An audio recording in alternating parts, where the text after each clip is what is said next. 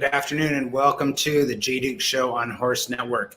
Today's episode is about a brand new circuit that we're talking about. It's called the Major League of Show Jumping, and I'm really excited for this program and for you all to see one of the directions that the future of show jumping is going into, and it's really, really exciting, and I can't wait to get to this topic. So I want to thank Horse Network for making this possible, Carly Sparks for producing the show, and I want to thank Perfect Products for supporting us again this week.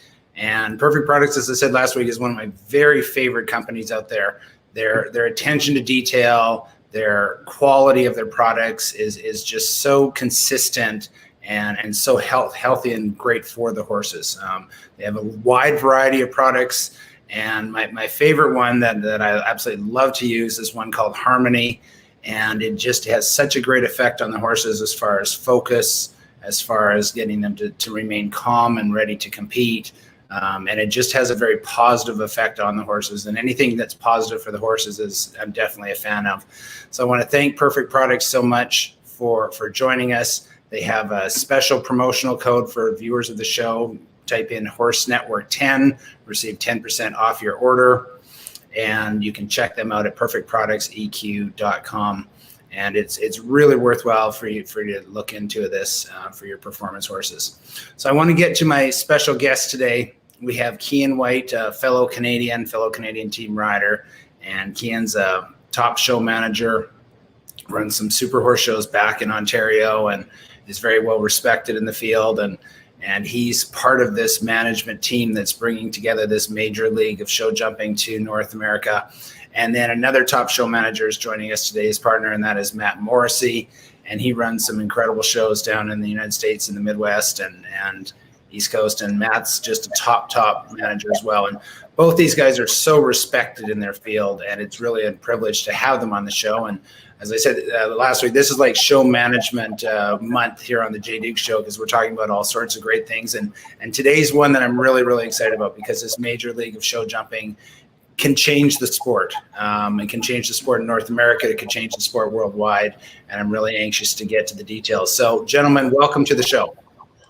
Thanks for having me, Jay. Thank you, Matt. Let's start with you. So, this Major League of Show Jumping, just give us a brief overview of what it entails, because our viewers, for most of our viewers, this is going to be brand new information, and give them an idea of what you're thinking here. So it's a brand new tour of 10 five-star events at pre-existing events, team concept. We have 8 teams competing with a 2-star component to it as well. Okay, and so it's gonna apply to a lot of different riders out there. And Keean, how did this start? How did you come up with this idea, and how long have you been working on it? Yeah, so Matt and I both run events, and we've been running events for a number of years. And one of the hardest things that we found from an organizer standpoint is how to get your show to that 5-star level. It obviously, you're looking at a huge amount of prize money, which takes some huge financial commitments from sponsors, which is not always easy to get in our sector. So we were kind of looking at, what they've done in Europe with the Global Champions Tour, and understanding, parts of their business model that would work in America and parts that would not. And, working off of that model, we've been able to put together a league of 10 events at pre-existing shows around North America with some of North America's very best promoters and organizers in the sport. And by putting together a series of 10 events, we've been able to, work closely with sponsors, give them more opportunity, give the riders a real tour and a real schedule that they can kind of commit to. And that's kind of enabled us to put together this series of 5-star events in North America, which is something we haven't had the opportunity to do before. And after that, it's about how do you create opportunities for everyone to participate. We've got an amazing 2-star series, which is sort of meter 15 right up to 145, to allow basically everyone to participate in this series.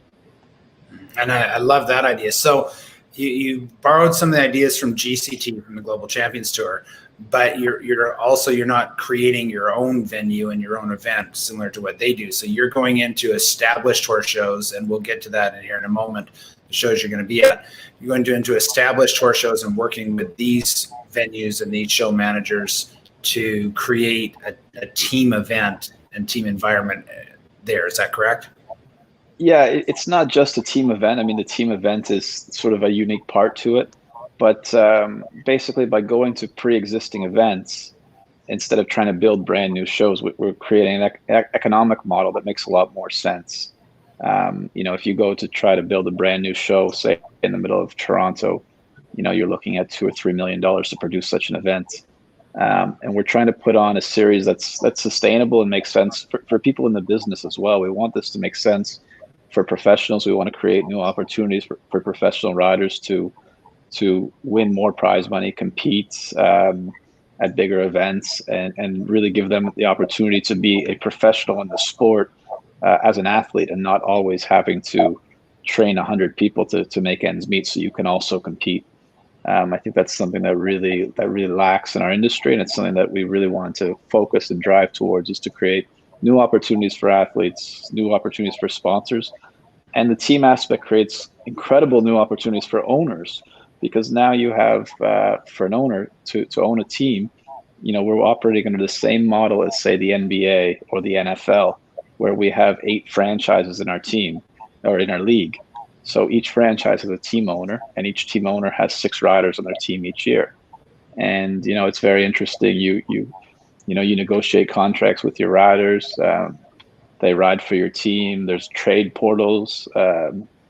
So like halfway through the season, you can trade riders. You're really operating like a pro sports franchise. And, such a model, which we see in all pro sports. This is not a unique idea. It's just taking an idea that exists in all pro sports and incorporating it into our sport. Wow, maybe we could even play fantasy show jumping. That would be. I think that's something that actually a friend of mine, Kevin Crosby, was working on a few years ago, and hopefully we can get him back thinking down that road, because I think it would be an awesome thing to add. That would. So Matt, show jumping, it's an individual sport, basically. I mean, I like to call it a team sport. You have the horse and the rider, so you have it. Obviously, it's a team effort to be successful. But essentially, it's an individual sport. So you're looking at adding a team element to it. We obviously have the team element with the Nations Cups, and people are familiar with that format. How come no one's done this before? Did you see a void there in the sport to create this concept? Well, I think from the fan perspective, spectator perspective, it's easier to follow a team than an individual. It has been done in North America on a much smaller scale with City League, and GCL is running with the team concept. But we felt that it brought a whole new level to the fan experience with the team concept. Right. And that is. And so how are you going to get, the fans involved with this? Like, how is it, are there going to be names for the teams, I would assume, and are they going to have colors for the teams, or, uniforms, or how's that going to work? So with the team names, think of NASCAR or Formula One with the team names. Instead of it being linked to a city, it could be Team Coca-Cola. It could be Team Rolex. It's very similar to that model with the teams. Colors, we're keeping the logo, and the colors, the teams are creating that themselves. Okay, so there will be that association with that, which would be really, really cool to see that. So Keean, how is it going to work competition wise? So, explain how this team competition would work at one of the horse shows. Sure. So each team has 6 riders, and each team has to send 3 riders to each event. So there's 10 stops on the tour. And what was important is, if you think, I've been a spectator myself many times. I've even been competing in a Nations Cup, and I couldn't follow the scoring. I had no idea what was going on. I was completely lost. And that's happened to me more times than not. So number one is creating a platform that's easy to understand. So what we do is, there's 8 teams. You send 3 riders to each show. In the first round, you ride all 3 of your riders, and we go team 1 to team 8. So we don't ride one rider from each team, then the next. All 3 riders ride. So we do a random draw. So if Team Coca-Cola draws first, their 3 riders ride over the course. We add their faults together. All 3 scores, no drop score. You add them all together. That's your score. In the first round, all 8 teams will compete, and there'll be a cut line, which you'll see live on the live stream on the scoreboard in the arena. A cut line. The top 4 teams advance to the semifinals. The bottom 4 teams are eliminated. So it doesn't matter if you're first or fourth in that first round. You just have to stay above that cut line. So after our 4th team is gone, the next 4 teams, we know exactly what they have to beat to stay alive. So you're creating some excitement right away. The top 4 teams from round 1 advance to round 2. Now, instead of jumping the same course like we do in a Nations Cup, round 2 is a jump-off course. 6 to 8 jumps, and what we're doing is a scoring where faults, we add seconds. So if you knock a pole down, we add 3 seconds. So what you do in round 2 is you choose 2 of your 3 riders to compete in round 2. Each team's coach or team manager will choose 2 of their 3 riders to compete. Again, we'll ride the 4 teams, ride both riders for each team, add their times together. We keep our same cut line. The top 2 teams from that round advance to the gold medal match, and the bottom 2 teams from that round advance to the bronze medal match. Okay. So then this is where it gets interesting. So whatever rider you didn't ride in round 2 now competes in the gold medal match or the bronze medal match. One rider heads up. So you've got some strategy of which riders you use in round 2 to make the final and which rider you save for the final. Do you ride your 2 strongest in round 2 to make sure you get to the final, or do you try to save your strongest and for the heads up final? So in the final we have 1 against 1, and fastest time wins. So we're kind of creating, we're trying to create something sort of interactive, something exciting, something that's very easy to follow. The entire event will take about an hour and a half, which, for TV and things like that, obviously creates some great opportunities. And by breaking it down like that, if we watch a Grand Prix and we have 50 riders jump, as an athlete, I love it. I want to sit there and watch all 50. As a spectator, especially if I'm a casual fan, that could get a bit tiring and boring. So the biggest thing was to create a format that's going to be engaging and going to keep people excited. And by adding 3 different rounds, you kind of create 3 different points of focus that a spectator can pay attention to. Yeah, that's brilliant. Just flat out that concept, and especially the strategy part of it.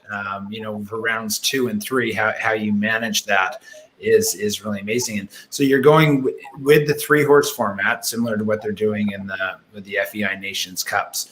And I think, like you said, from a time point of view, that makes the most sense to have. And when the drop score is nice to have, and we talked about this with Luger about how important that is to have in that sort of format, but in this case it really wouldn't work. So, and it is interesting you're going the table C format, or where seconds added format for rounds 2 and 3, because that's something we've really seen go away in the sport. Yeah, I've been sitting in my VIP section with some of my sponsors so many times in a Grand Prix where you have only 2 clear, and the jump off, the first one goes and knocks 2 down, and the second rider goes in and walks around. And it's kind of an anticlimactic finish to winning an event. Yes. So when you're creating these matches at the end where basically in the second round you've got 2 riders, you're adding the score together. If it was score and time, I think you take away some of that excitement. Now if you go in and you go fast, even if you have 1 down, you're forcing the team behind you to still ride quickly, and you're keeping options open. So I think that's going to create a new level of excitement. I mean, I know, when we were thinking of this model, we were really looking at the Paris Masters, and they've had the speed class for a number of years where it was 2 seconds per rail. And it really made it exciting because, if you had 1 down, you just started going faster and faster. And, the crowd really got engaged in it. So that was an aspect we really wanted to bring in. And then Global Champions Tour uses a similar format for the first round with the cut line at their Global Champions Tour final, where you ride all 3 riders and they have this cut line. And I've watched that a few times myself, and I've been very engaged in the whole thing. So it was kind of taking from different areas in our sport what really works and what's exciting, and kind of piecing it together to come up with a format that we think the crowd's going to love, and that we think the broader audience is going to understand. It has to be something that we can bring new fans into the sport and they're not lost.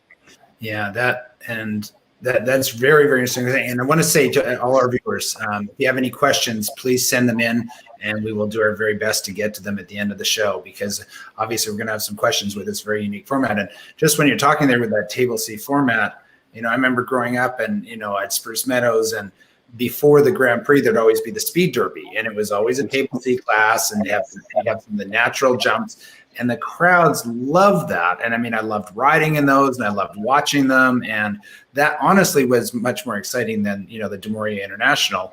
And because that you can really relate to it and the excitement of it, and especially with that table C format. So to hear something that we're doing this for the fans, that's, we've lost the puissances.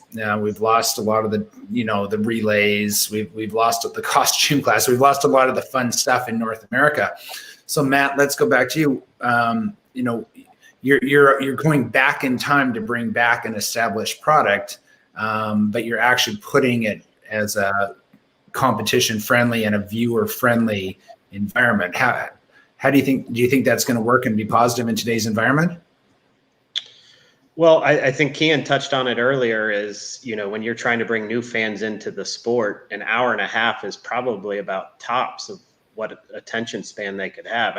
Countless times coming in and you bring new spectators to your venue where they're watching a Grand Prix, they leave before the jump off sometimes. Yes. So I think the shortened time format, so to speak, will help keep people's attention span. And I think it's something new and exciting, engaging, something different for the sport at this time. Yeah, it really, really is. Carly, when you get a chance, can you bring up that graphic again on the location? So let's talk about these horse shows that you're looking at running the Major League at. We have Thunderbird in Vancouver, Traverse City, Matt Morrissey shows, Bromont in beautiful Quebec, Toronto, where Keean's at. We got some Toronto dates there. San Miguel, Mexico, Monterrey, Mexico. That sounds pretty exciting to me. Monterrey is a great place to horse show. And then we have the Desert International Horse Park in Thermal, California, which is just a super event now. And then you're talking about having one of the Empire Polo Grounds in Coachella, which is, for anyone that hasn't been to Empire Polo Grounds, it's really stunning and an amazing setting there. So how did you come up with these shows, Keean, and when you approached the managers, what was the reception you got?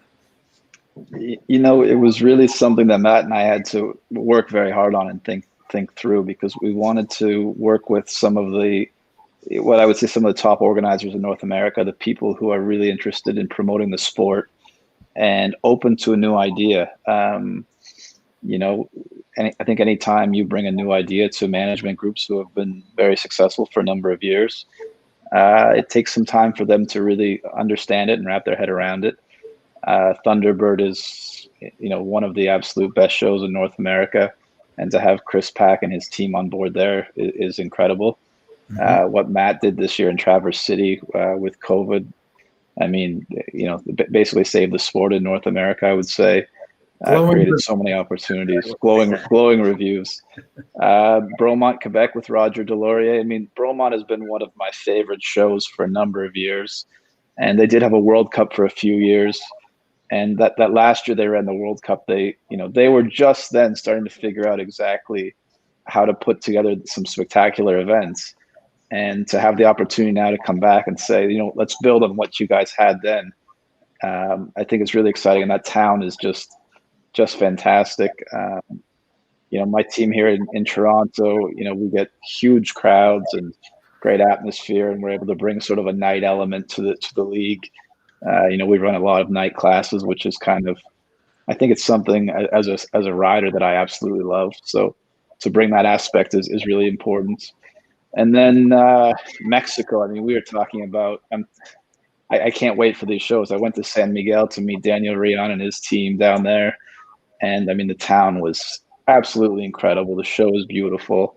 Monterey, I'd say I think all the athletes have been missing Monterey for 2 decades. They used to run some of the biggest shows in the world. Amazing. And to bring 5-star back there is going to be awesome. And then you've got this amazing group in Steve Hankin at Desert Horse Park who have put so much into bringing top sport to California. They're sponsoring a team in the league this year. They're getting their athletes involved, and they're really just, really motivated to do something for the sport. And I think that's kind of what's unique with the whole group is everyone wants to do something for the sport. And I think I'm so excited about it. I can't tell you how grateful we are to have such a great group of organizers to work with. Yeah, and what's nice to see is people working together. That's just having the horse show.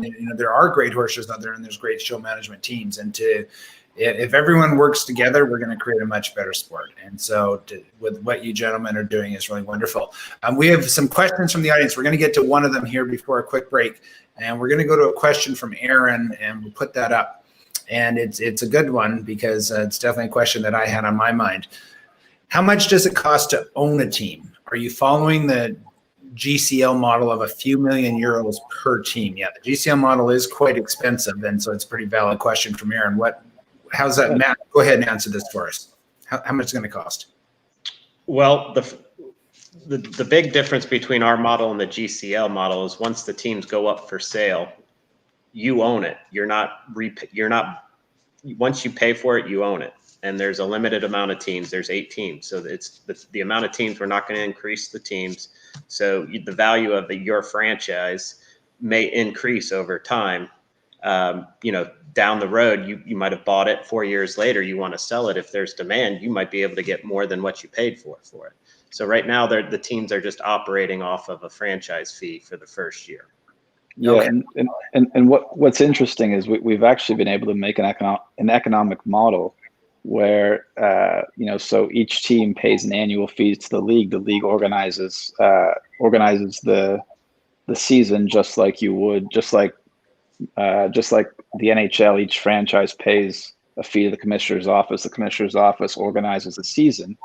We've been able to get that cost where it does not cost more for those 6 riders to compete at our 10 events than it would cost them to compete at any other 10 events that they choose to do all year. We've been able to get the economic model to that structure. And for me, that's what makes the league work is you're looking at, as an athlete, as a professional athlete, it makes just as much sense to have a spot on a major league show jumping team than it does to go and compete 10 weeks anywhere else in North America as an individual. We actually have a full cost structure breakdown, and we've been able to get that number to actually cost less than it would cost to compete as an individual, which I think is huge. Yes, that is very, very important. And as we all know, even for the top riders, for the middle riders, for grassroots riders, economics are definitely a factor for everybody. So that is great that you've approached that angle. We're going to get to a 30-second break from our friends at Perfect Products, and then we're going to come back. I've got lots more questions. Our viewers have lots more questions, and we're going to find more about the Major League in 30 seconds. Don't waste your money on joint supplements that may or may not be working. Joint Impact from the makers of Perfect Prep starts working fast to make your horse more comfortable and improve joint health and mobility. By stacking proven joint support ingredients with soft tissue soothers and a nutraceutical show-safe pain blocker, Joint Impact quickly produces results you can see. Visit www.perfectproductseq.com or call 877-324-8002 to learn more. Available online and at retailers nationwide. All right, we're back here in the J. Duke Show with Keean White and Matt Morrissey, and we're talking about the Major League of Show Jumping, which is going to debut in 2021. So, moving forward, as far as you talked about the 2-star, I'm going to just get to that for a minute here, because you have plans down the road. And I think you have a business. It looks like it's really going to build upon. How is it going to work for if you're, say, a rider jumping the meter 15 or the meter 20? How is it going to work for them? Keean, if you could answer that, please. Sure. So there's a few interesting aspects. So we have in the 2-star a small tour, a medium tour, and a big tour. Small tour is 115. The medium tour is 125 to 130. And then the big tour is 140 to 145. So we're creating these 3 tours. There's 2 aspects. We do have events kind of all over North America, and at each event in everyone's local area, they will be able to enter the 2-star competition and participate in Major League Show Jumping. We also have what we call a 2-star season pass. And the 2-star season pass gives athletes access to all 10 events. There's a U-Pick 7 choice and a U-Pick 5. Just like any pro sport, within our Major League Show Jumping app, you'll have the standings for small tour, medium tour, big tour. We'll have a bunch of finals at the final in Coachella. If you have a 2-star pass, you get to compete in there'll be our 2-star team launch event, because we want to add this concept in 2022 that we've developed for the teams for the 5-star. We want to add that for the 2-star as well, to give those younger riders the opportunities to compete on a team, learn to ride under that pressure that a lot of our young athletes need to get, so that one day they can represent our country in team competition, Nations Cup, etc. So we want to create that opportunity and create that opportunity for growth, and hopefully, just like any stepping stone, younger athletes can use the 2-star to gain experience, and hopefully over the years step up and jump on a 5-star Major League Show Jumping team in the future. Wow. I got to say, it's about time someone did something like this. And kudos to you guys for coming up with this, because really it's just, to have something that is, again, it's new and novel, and to move the sport forward. I really feel in many ways the sport has, from an entertainment point of view, has been stagnated. And so this is really fabulous to see what you're doing. So Matt, let's get to you here with a question. And as far as for the fan experience, we talked about, the names and the uniforms and that. How's it going to work as far as whether it be social media or live streaming or television or things like that? How are people going to be able to follow this Major League of Show Jumping? So on our app, we're gonna be live streaming the competition on our app this year. We are looking into television. One of our events down in Mexico has a relationship with a television network. The goal was to start television in year 2, though, so we're trying to see if we can get that taken care of in year 1. But for now, depending on COVID in person too, it's really questionable whether we're going to be able to see spectators, fans at these events this year. But we're hoping by the end of the second half of the season, we can start welcoming spectators back to these events. Right, of course. And Keean, corporate sponsorship wise, are you hoping to bring in some big companies to help to fund all this, or you're putting up a lot of prize money, and so it's a great question actually, and there's a few parts to it. So number one is Major League Show Jumping is going to some of these existing events and kind of adding a unique element to the event that they put on currently. So we have to work with all these sponsors that each individual event has. On top of that, Major League Show Jumping is bringing basically 3 corporate sponsors that are going to participate in the entire series. We have actually just formally signed our first big sponsor a couple of days ago, which is going to be Premier Footing, and they've signed on to be one of our supporters for year 1. And we're just finalizing a few contracts with a couple other companies, but it's really a balancing act. You've got the venues who have their existing relationships with great companies who have supported the sport for years. Major League Show Jumping wants to bring an aspect to each venue that's a bit unique and exciting. And we want to make sure we're working within the constraints of each venue and their relationships with their sponsors. So it's really a balancing act. And then you've also got the teams and the team owners who can have their own sponsors in their teams as well. The Toronto Maple Leafs have their individual sponsors, and then the NHL has corporate sponsors. So that's really a balancing act that we're working with. I think so far it's been very interesting. We've got huge support from some big companies who kind of love the offering of being able to get exposure at 10 different events around North America versus individual spots. So I think it's really, really unique, and again, just adding different opportunities that our sport hasn't really had before. Yeah, I could see it being very appealing to sponsors. from many angles. So that's again an excellent forward thinking, and something that we're always talking about in the sport is the money always comes from within the sport and not from outside of the sport. And there's a limiting factor, and that does make the sport very expensive as well. So to attract those corporate sponsors, I think it can be great for them, and obviously it's great for everyone involved. So we've got some more viewer questions, and of course people are very interested in this new concept. So we'll get another question up on the board, and we'll throw it at you guys. So from Leah Struzzeri, who picks the teams and how are riders selected for a team? So Matt, if you could answer Leah's question, please. So we've announced 5 teams so far. We have 3 more team announcements. So really what we did is we went to some of the riders and explained the concept, and some of these riders basically took it upon themselves to put their teams together. We've had one team that put their team together early. It was one of the first ones, saw some of the level of competition and changed out a couple riders so that she was more competitive. Okay, nice. Was Margie on that team? No, but Margie's on a real strong team, Yeah. with Shane Sweetenham and Jordan Coyle and Lorcan Gallagher. They got a pretty good team there. Yeah, Margie was looking for ideas for team names, and we were having a lot of fun on social media with that one day. So that's what I was wondering. I'm sure you were having fun with Margie on this name. Oh yeah, well she's a friend of the show and just absolutely the best. And to have her involved in this, instant credibility and instant fan attraction and instant top rider for sure. Let's go to another question, Carly.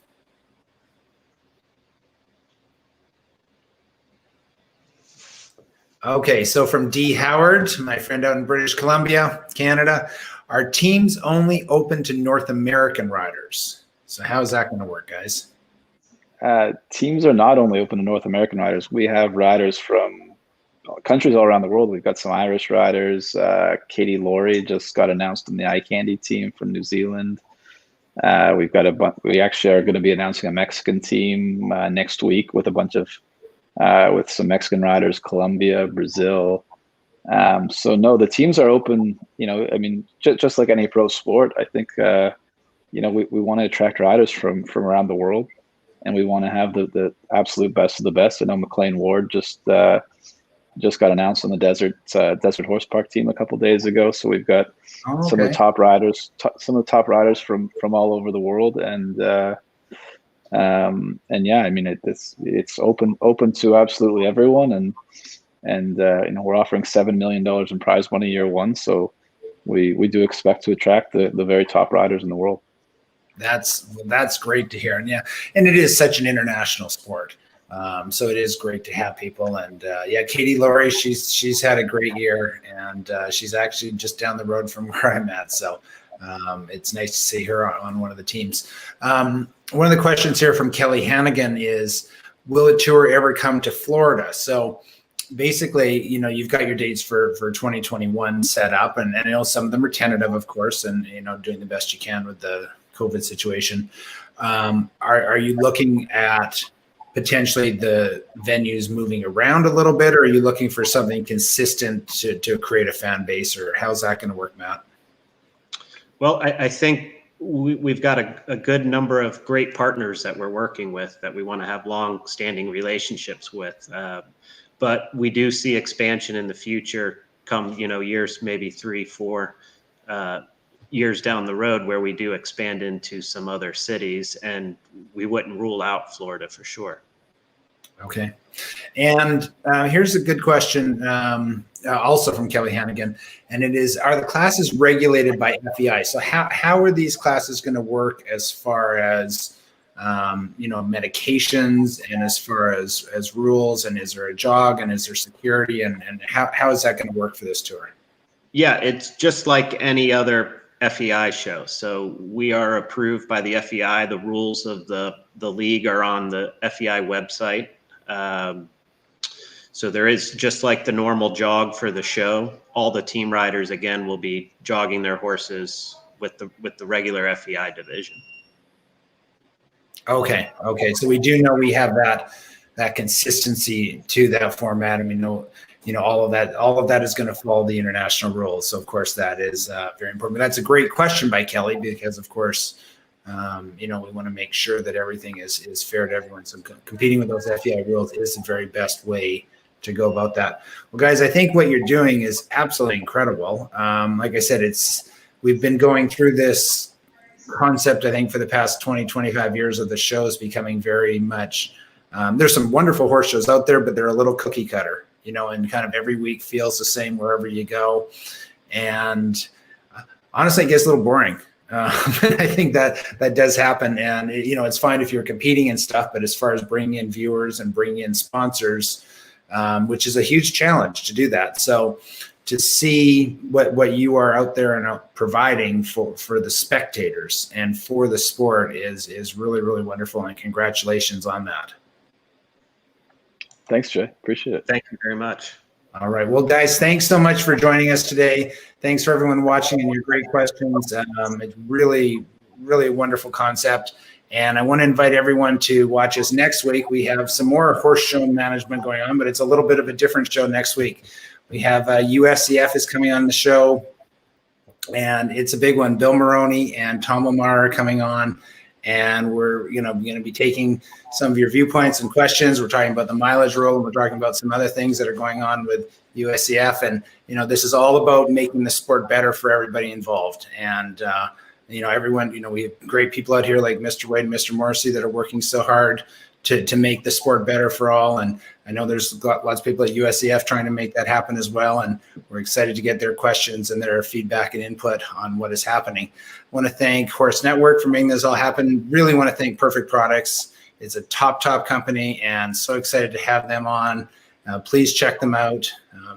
Use your discount Horse Network 10 to receive 10% off your order at perfectproductseq.com, and keep those horses healthy and happy. As always, ride safely and respect the horse. We'll see you next week. Thanks, Joe.